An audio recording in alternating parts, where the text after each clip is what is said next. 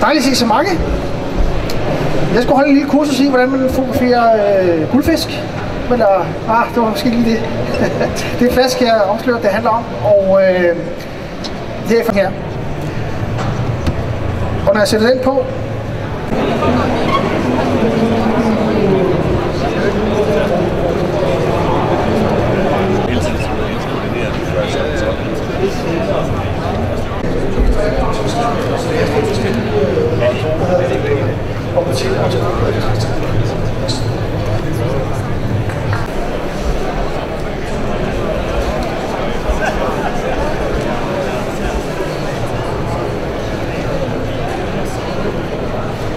for mig er det, hvordan jeg ser det på skærmen.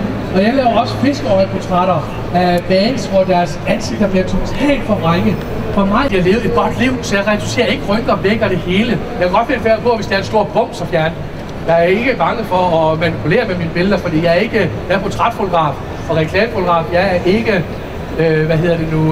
dokumentarist, du vil. Så hvis du vil have lidt baglys, eller du vil have lidt sidelys, så kan man gøre det. Det gør jeg først i det næste show, hvor jeg går op til 3 flash. Lige nu arbejder jeg bare med en simpel flash for at vise, hvor simpelt det er til at køre de her portrætter. Yes, prøv at kigge ned på mig. Yes, lad os få lidt sidelys her. Og så ser vi det. Det jeg altid gør, det er at kigge på, nu har vi en skærm, ellers kigger jeg altid på det. Og jeg vil gerne have det der flotte. Så kører vi der. Lad os lige se, og så kigger jeg og ser, er lyset rigtigt? Det er det ikke helt.